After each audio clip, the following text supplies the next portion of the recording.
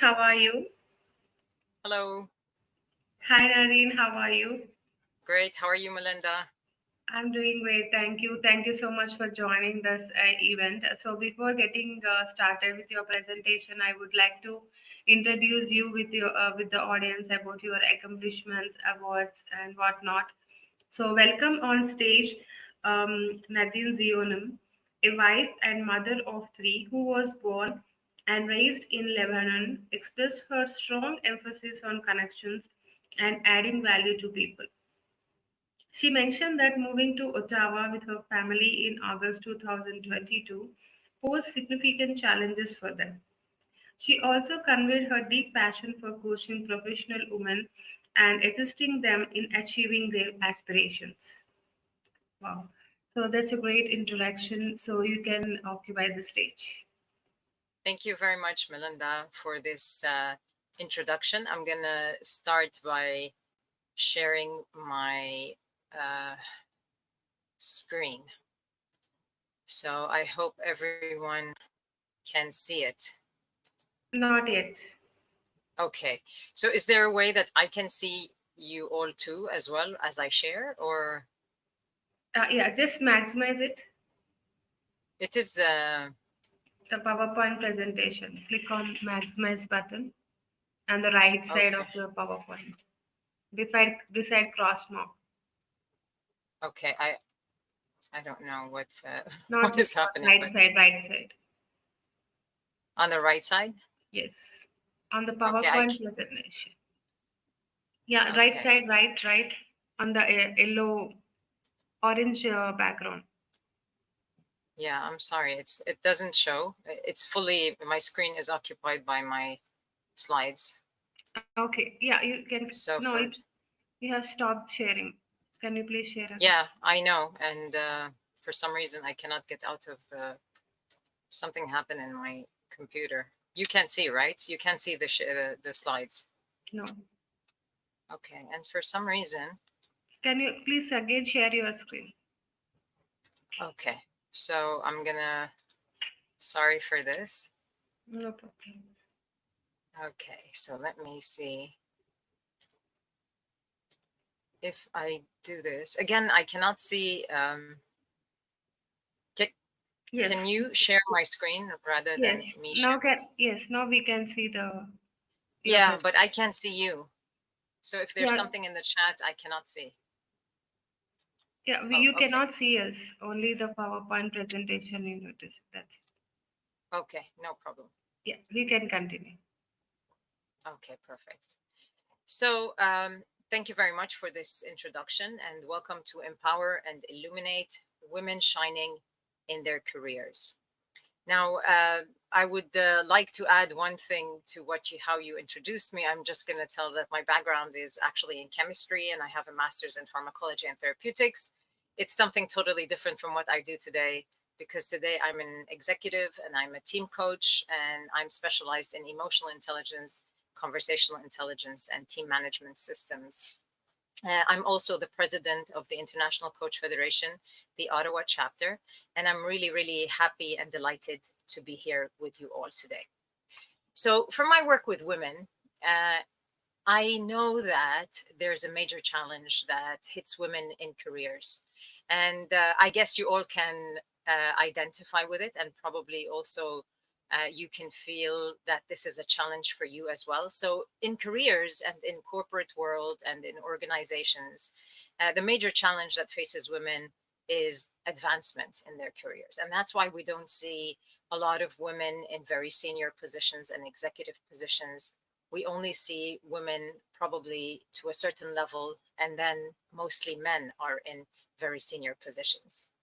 So, how do we address that challenge? It's a big challenge and it's frustrating for us, of course, because it's kind of unfair because we do deserve to be in top level positions. So, how do we address this? And this is what I'm going to share with you today. So, how do we address this challenge so that we can really advance in our careers and really occupy the levels that we deserve to be in? And I'll tell you very briefly. There are two ways by which we can approach this. And I'm sure you probably can come up with other ways as well. But two major ways that I would like to discuss with you today are either, you know, we can approach it with vengeance or with empathy.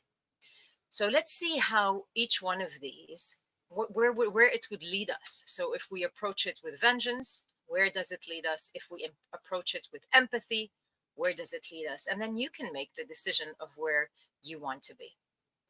So let's start with approaching it with vengeance. And I want to tell you here from an emotional point of view, if we are thinking of vengeance, surely the emotions that will be occupying us are frustration and anger. So when we feel frustration and anger, the way our brain interprets this is fear and distrust. So our brain will understand the anger and the frustration as fear and distrust. And let's see how these two feelings of fear and distrust, how they can impact us on a brain level and also in our performance. So before I tell you the impact, I'd like to show you a little bit the brain. So we have six smaller brains, if you want. And the first one that I want you to pay attention to is the prefrontal cortex, which is the area behind our forehead here. Now, the prefrontal cortex is the executive brain. So what do I mean by that? I mean that for us to work or, to be very efficient in our jobs, in other words, be able to empathize with others, be able to connect with people, be able to have good perspective on things, good judgment, make good decisions, innovate, create, all of these things that are essential for our success, we need our prefrontal cortex to be active. So this area of the brain is extremely important for our success. On the other hand, I want you to focus on another brain, which is the primitive brain, which is the area be at the base of our head and at the top of our neck. This primitive brain is the oldest of our brains, and it's kind of like the instinctive brain. So it's the brain that is responsible for our survival. And that's why the fight or flight, tendencies that we have, the adrenaline rush, it's there. It lives in the primitive brain. So the primitive brain is responsible for our survival and for protecting us against threats. Let's see what happens when we are in distrust or fear. So as we said, vengeance creates fear and distrust in the brain because I'm afraid of my environment. I don't know what they're going to do to me. I don't trust them that they're going to promote me or they're going to give good feedback about me, etc. So this distrust, what happens is it creates a hormone called cortisol. So it calls the body and tells the body to produce cortisol. And I'm sure you know what cortisol does. It's a stress hormone.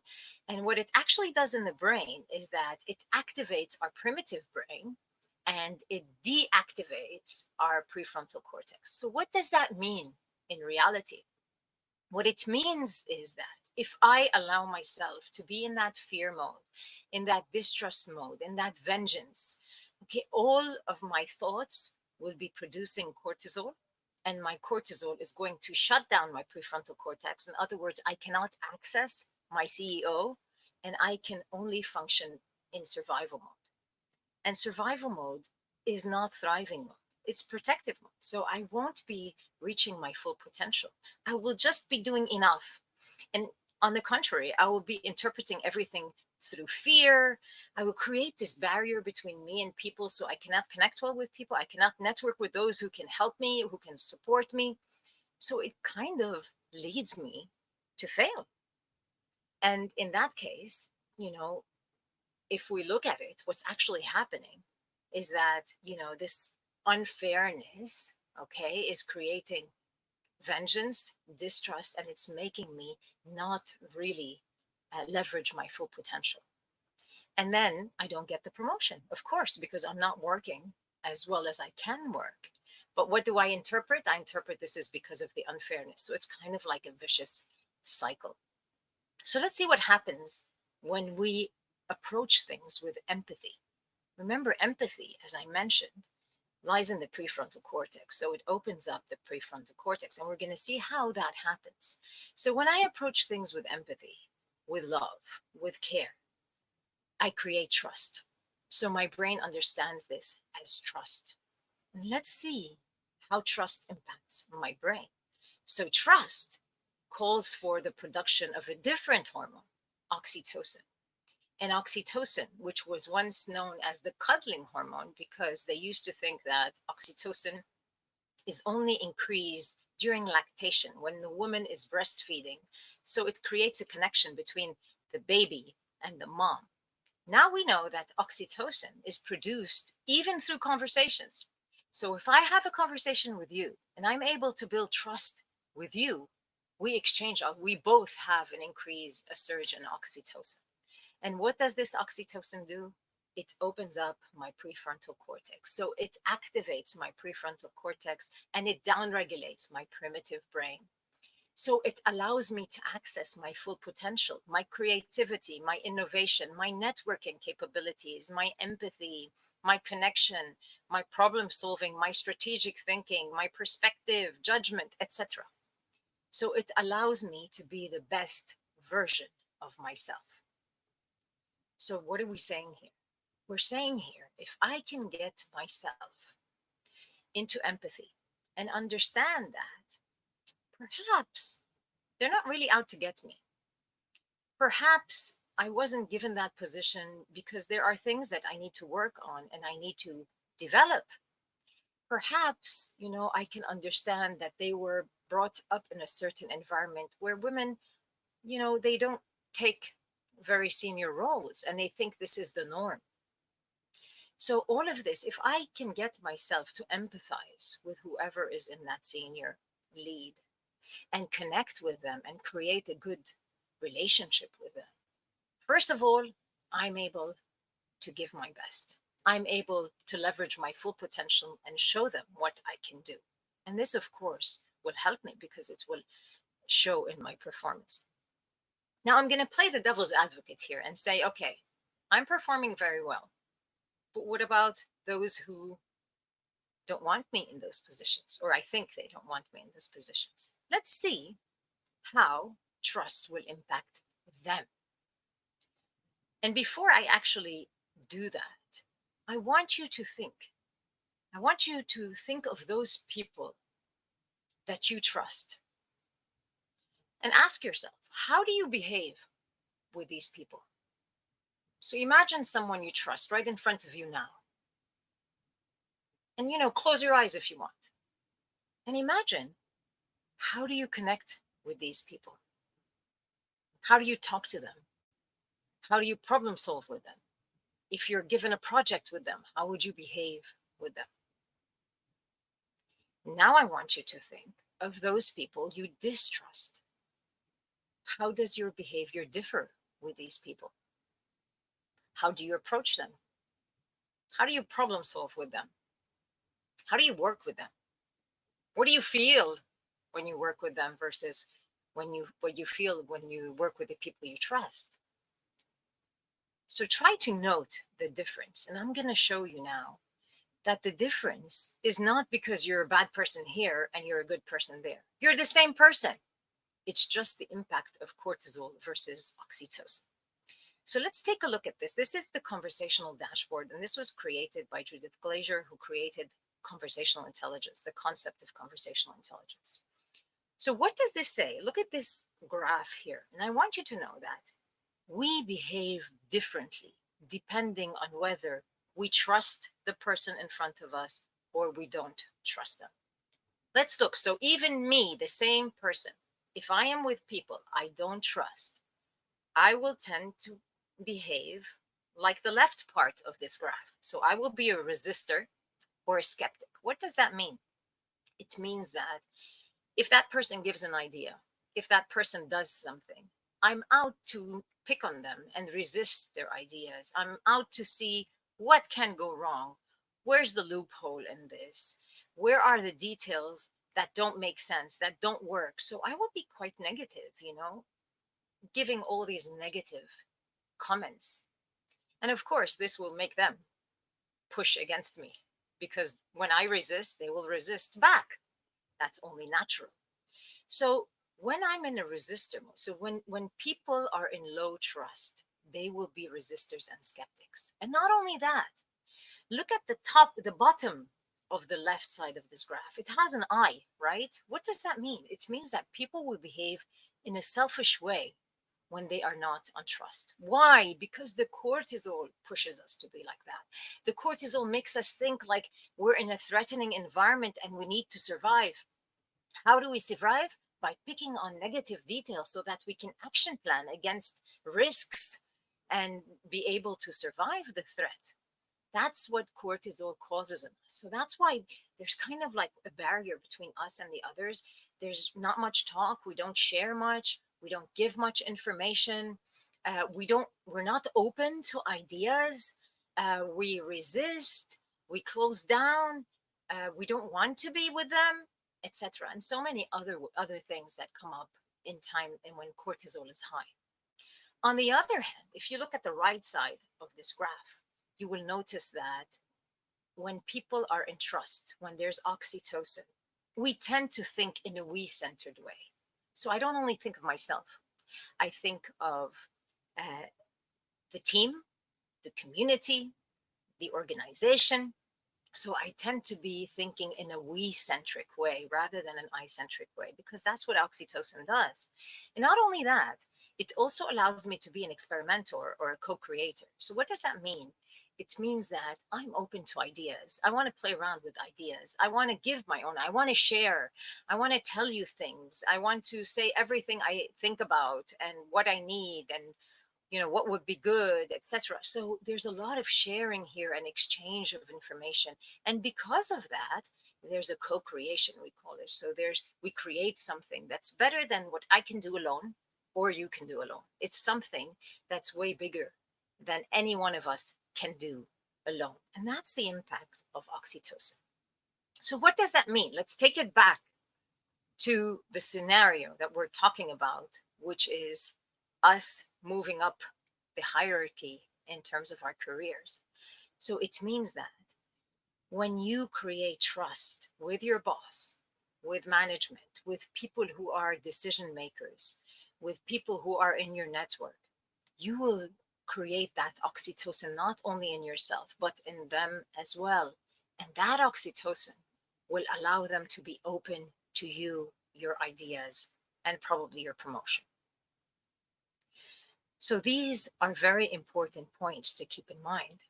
So when you approach with empathy, first of all, you will be able to bring the best out of yourself. You will be able to function at your best and unleash the potential that you really, truly have. And on top of that, you're going to empower others to do the same. You're going to allow others to unleash the best in them. So your team is going to be super productive. And not only that, management, people you connect with, you're going to influence them to advocate you and to include you in their tribe. So now the decision is up to you.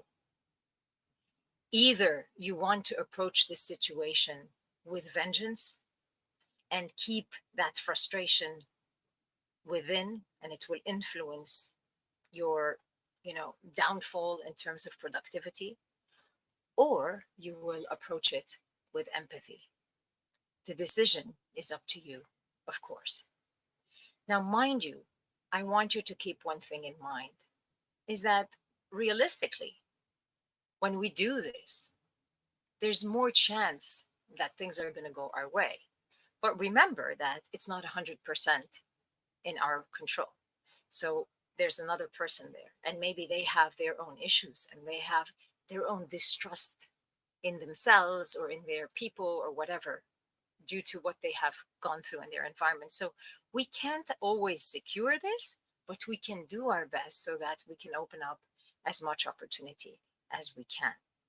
And also, it's not easy to go with empathy. Empathy takes effort, it takes energy. It's not something that comes, very easily to us. Okay, judgment is more something that comes easily to us. So in order to be empathetic, we need to put a lot of effort. But luckily, we know that women are brought up to be empathetic. So let's use that as something that can help us rather than act against us. And sometimes it's going to be difficult for us to create empathy. And guess why? It's probably because we distrust ourselves. So when you don't have a very good relationship with yourself, or the conversations that you have with yourself are not very positive, then you're going to be creating cortisol within yourself. And you're going to be high on cortisol all the time. And when you're high on cortisol, it's going to be difficult for you to empathize with others. So if you find a pattern with you not being able to trust people, not being able to empathize, first of all, please don't beat yourself up. Know that there's probably something inside that you need to heal in order to create oxytocin with yourself first, before you start creating it with the outside world. And in order to support you with that, I would like to offer you a small gift, which is a free coaching session. If you find yourself struggling to be empathetic, or to be able to understand someone around you and someone that's important for your career and for your growth, then please book a call with me. You can either scan this barcode now on your screen, or you can go to nadinezainoun.com, which is my website, and there's a book in a call there, and you can just press on it and book your free call so that we can help you really become more empathetic with yourself and with others around you. So thank you very much for your attention. I don't know how we are on time. I will stop the sharing so that I can see the audience and I can see everyone in case anyone has any questions. So thank you so much. Thank you so much, Nadine, for the great Thank you, presentation. Melinda. So here is the question from our audience. What do you believe is the key to building strong connections and adding value to people's lives? Okay, very good. So, what is the key to building strong connections and adding value? As we just saw, the key is trust. Now, how do we build trust? That's the question. How do I build trust? It starts with, first of all, being transparent. So look at the trust. Let's go through the letters of the word trust. T is for transparency. So it's important to be transparent with people. If you want to create trust, you can't hide things. You need to be really open, especially about your feelings. Because if you're not open about your feelings, guess what? Your emotions are going to show on your face and in your behaviors, and people won't understand because you're trying to look like you're okay with them, but your facial expressions, your tone of voice, your behavior maybe doesn't show that message. When you're not aligned, it doesn't create transparency. So share what you feel with the people you care about, the people you want to connect with, you want to have a deep relationship with. Be very transparent, not only in what you want and what you need and in your logic, also in your emotions. And I think that's the first step to creating trust. Second, the R is respect. Use respectful words. You know, sometimes we use words that are okay in our environment. So if I was brought up in a house where we use, like, for example, the word silly, let's say, and we use it to, have fun with each other. Okay. And it's something that we like. It's a word that gives out a nice impression or a nice feeling for people in my family. If I go somewhere else and I call someone silly, maybe they're not the same. Maybe their background is not the same. So that word is not necessarily a respectful word everywhere. So be careful to the words you use, because the words you use will create worlds for people and different worlds. So be respectful in your voice, in your tone, in the words you use. U is for understanding. That's the empathy. Connect with people, understand them, listen to them, listen to their stories, listen to what they have to say, and don't listen to the words, listen to connect. Listen to understand their reality. We all have different perspectives of the same reality. Don't think that your reality is the right one. No, everyone has a different perspective on reality. So connect with them and be open enough to listen to their reality and what they see so that you can understand them well. The other S is shared success. So make sure that you use, sorry, not the other S, the S is shared success. So when you approach something, don't think of just yourself. Think of what success means to them as well, and try to find a co creation where you're happy and they're happy.